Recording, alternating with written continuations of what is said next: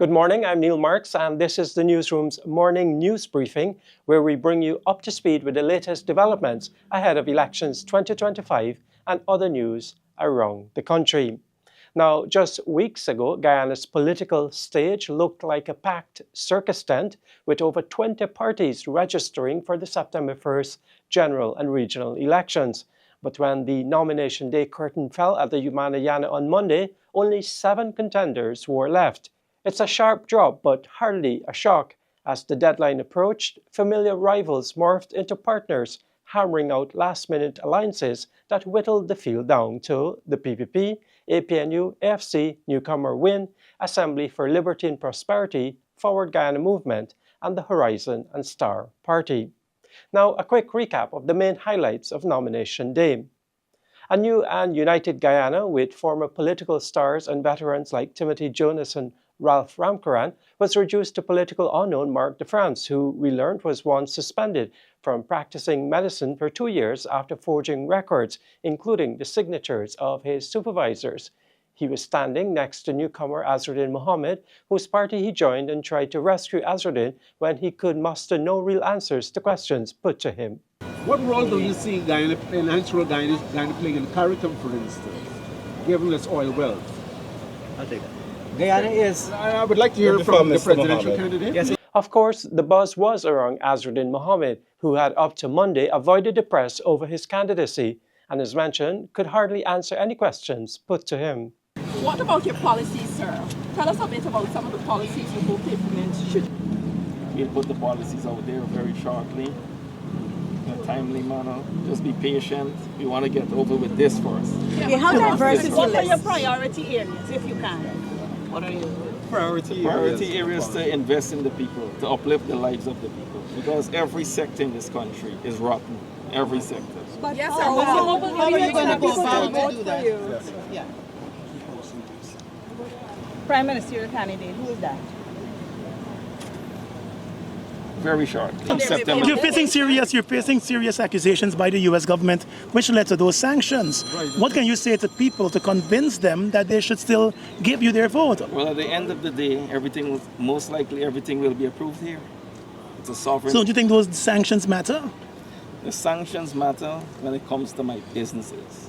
Mohammed's Enterprise and Hattie's World Incorporated. Do you think you're putting Guyana at risk? No, sir. Mr. Mohamed? Your campaign, sir. Very soon. How soon will you host a press conference? Very soon. Staying with Azruddin Mohamed, it became clear that the man leading his nomination day process was Duarte Hetzberger, the personal assistant to disgraced former Chief Elections Officer Keith Lowenfield. Hetzberger was dismissed at the end of December 2021, months after he benefited from a premature 3-year renewal to his contract as the personal assistant to Lowenfield. Hetzberger was allegedly a prime suspect in the deletion of important data from computers within the GECOM Secretariat. The main opposition, APNU, was the first to submit their list. Aubrey Norton is leading that coalition, though the coalition really has one party of substance, the PNC. We have what I would call a well-balanced list.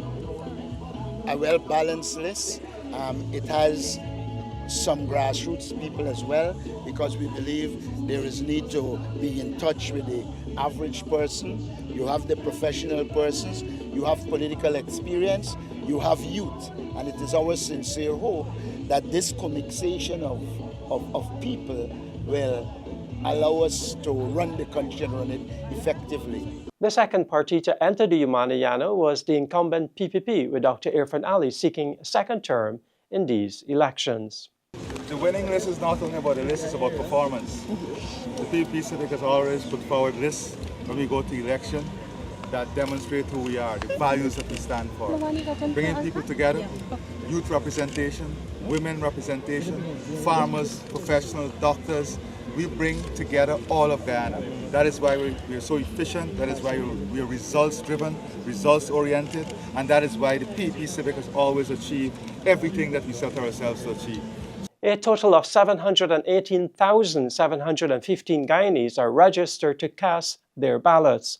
GECOM has hailed nomination day as a success, calm, colorful, and orderly. But now the real administrative marathon begins. vetting lists, checking nominators, and confirming every candidate meets the criteria.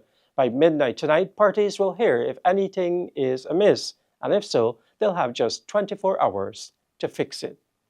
What else is in the news today? Well, a 16-year-old boy, Justin Smith of number 47 village, Corentyne, Berbice, was brutally killed on Sunday night after being attacked by a group of men in neighboring number 46 village. According to his mother, Danraji Sinot, Justin left home around 9 p.m. and was later found with chop wounds to his back, neck, and hand. He collapsed near a chicken outlet while still on his motorcycle, which showed only minor damage, ruling out an accident. Justin died while being transferred to the New Amsterdam Public Hospital. Sinot said her son had previously been targeted by certain villagers out of jealousy, but insisted he was peaceful, loving, and did not deserve such a fate. She is calling for a full police investigation and the arrest of those responsible. Family, me want justice for the son, for the 3 boys them who beat them and beat them till he fall out of the bike. Me want them, the police pick up them and do the duty what they're supposed to do. Right? When mommy goes down, never got bury my son. Me ask my son life who will give me a back. They can't give up, but it's bitter. Really, really bitter for son of this day. I can't live without my son and my house empty.